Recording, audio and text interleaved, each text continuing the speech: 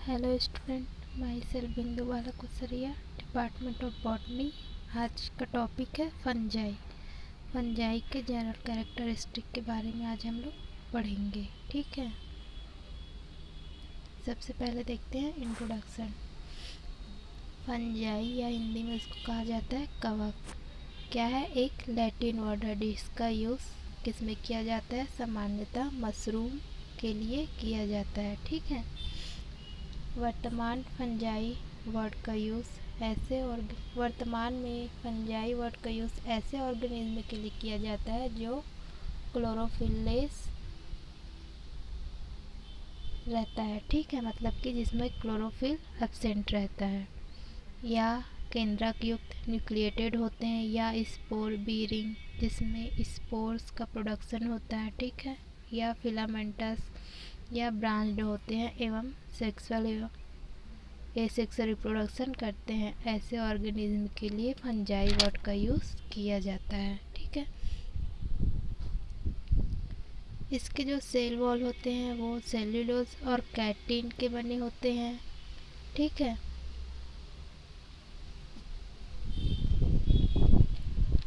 वनस्पति शास्त्र की वह शाखा जिसके अंतर्गत फंजाई का अध्ययन किया जाता है उसको हम क्या कहते हैं? माइकोलॉजी कहते हैं। ठीक है, फादर ऑफ माइकोलॉजी किसको कहा जाता है? माइकेली को। ठीक है, फंजाई द्वारा प्लांट्स में उत्पन्न रोगों या डिसीज़ को पादप विज्ञान पैथोलॉजी कहते हैं। ठीक है, फंजाई के द्वारा प्लांट में जो भी डिसीज़ उत्पन्न होता है उसको हम क्या कहेंगे? पैथोलॉजी या पादप विज्ञान। फादर ऑफ मॉडर्न माइकोलॉजी किसको कहा जाता है? टेबरी को।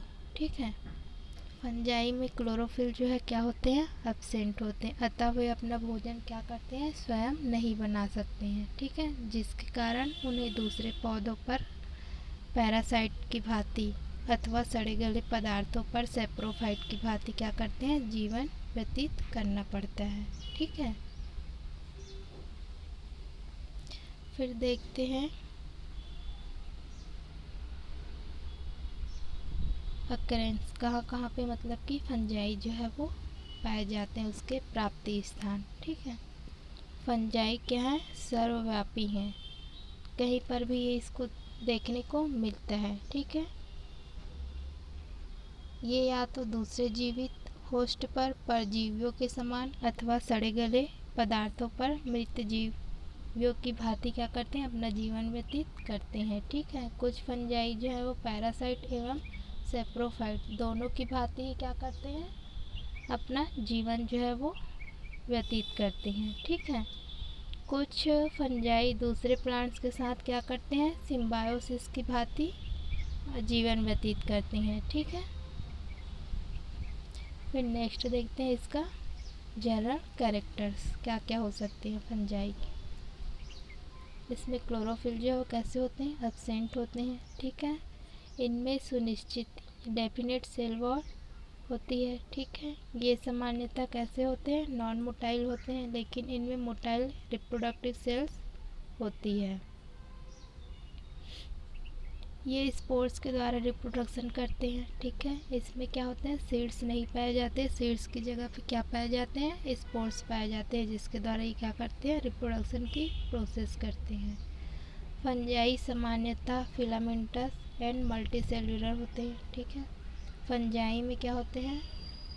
फिलामेंट पाए जाते हैं और इसमें मल्टी सेल्यूलर होते हैं। ये इनमें फिलामेंट की ग्रोथ एपिकल होती है। फिलामेंट की ग्रोथ जो है कैसे होती है? ऊपर की ओर होती है, अग्रस्त भाग में। ठीक है, फंजाई में फंजाई में रिजर्व फूड या फिर संचित भोजन या स्टोर किसके फॉर्म में होता है? ग्लाइकोजन या ऑयल ड्रॉप के रूप में होता है। ठीक है, अब देखते हैं इसका स्ट्रक्चर ऑफ थैलस।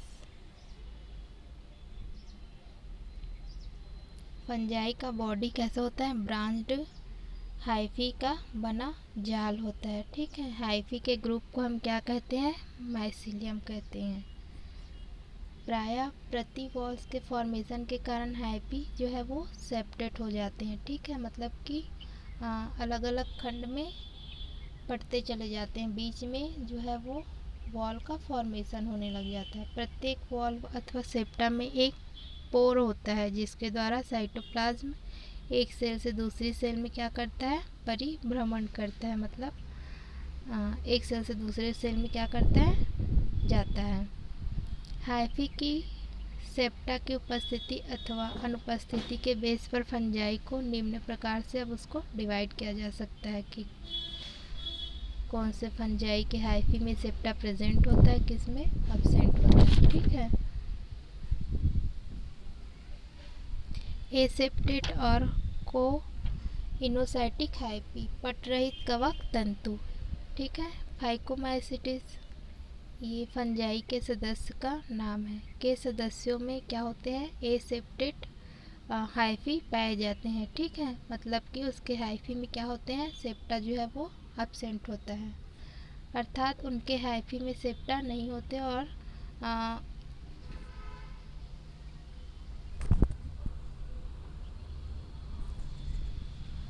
और कवक तंतु कैसे होते हैं, कोइनोसाइटिक होते हैं। ठीक है, नेक्स्ट है हमारा सेप्टेट हाइफी या पटयुक्त कवक तंतु। नाम से ही पता चल रहा है, एस्कोमाइसिटिस, बेसिडियोमाइसिटिस एंड ड्यूटेरोमाइसिटिस के सदस्यों में हाइफी कैसे होते हैं, सेप्टेट होते हैं। मतलब ठीक है, मतलब ये तीनों जो सदस्य हैं फंजाई के, उसमें क्या पाए जाते हैं, हाइफी में सेप्टा प्रेजेंट होता है। ठीक है, हाइफी में अनेक सेप्टा पाए जाते हैं जिसके फलस्वरूप उनमें अनेक सेल्स बनती हैं। ठीक है, ईस्ट जैसे फंजाई में, ईस्ट क्या है, एक फंजाई है। ठीक है, जिसमें हाइफी जो है कैसे होते हैं, अब्सेंट होते हैं। ठीक है, हाइफी की वॉल जो है वो फंगल सेलुलोज की बनी होती है। ठीक है, इसके साइटोप्लाज्म में क्या होता है, क्लोरोफिल जो है वो अब्सेंट होता है। इसके कारण क्या होता है, हाइफी जो है वो कलरलेस होता है। ठीक है,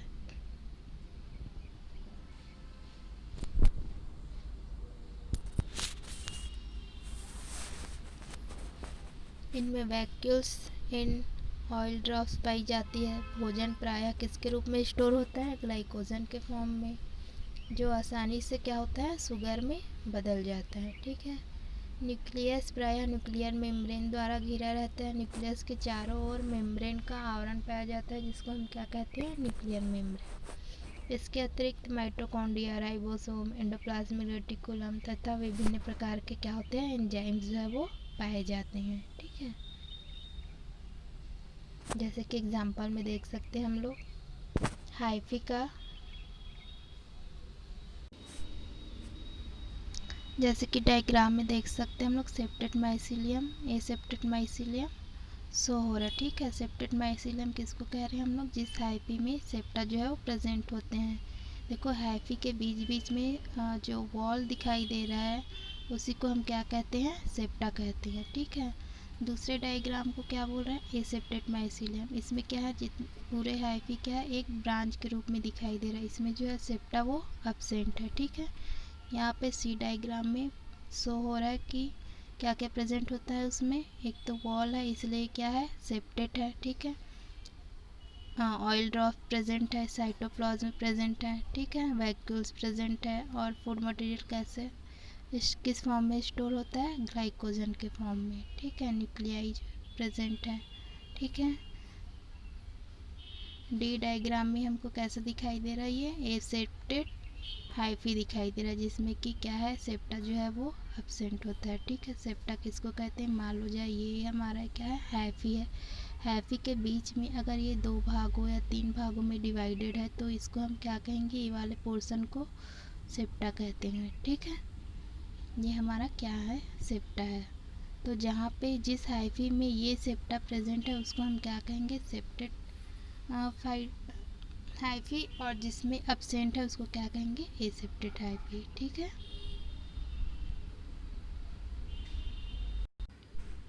फिर देखते हैं nutrition in fungi.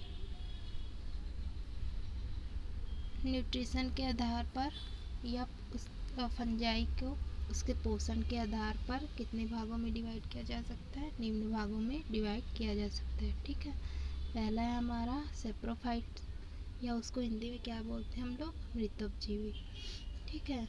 Way fungi सड़े गले ऑर्गेनिक मटेरियल जैसे कि सड़े फल, सब्जी, अचार, मुरब्बे, ठीक है, इन सब पे क्या होते हैं, उगते हैं, ग्रो करते हैं। ठीक है। ऐसे फंजाई को क्या कहते हैं हम लोग, सैप्रोफाइटिक फंजाई कहते हैं। ये जो फंजाई होते हैं इन्हीं सड़े गले पदार्थों से अपना क्या करते हैं, भोजन प्राप्त करते हैं। ठीक है। जैसे कि example Mucor, Rhizopus, Penicillium and Aspergillus. ठीक है।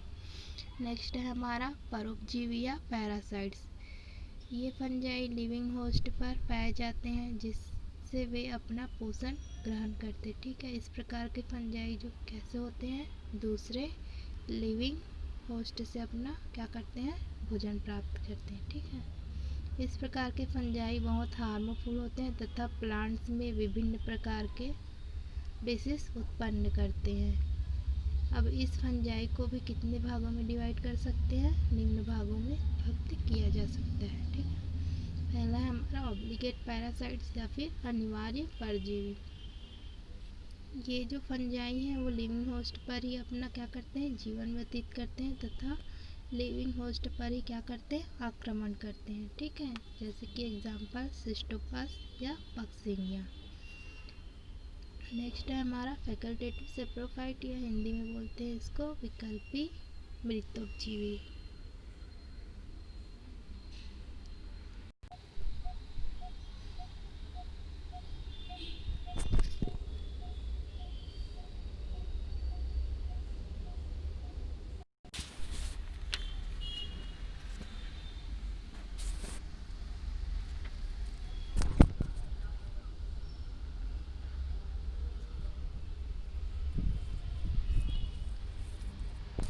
फिर देखते हैं फंगल फ्लैजिला। ठीक है।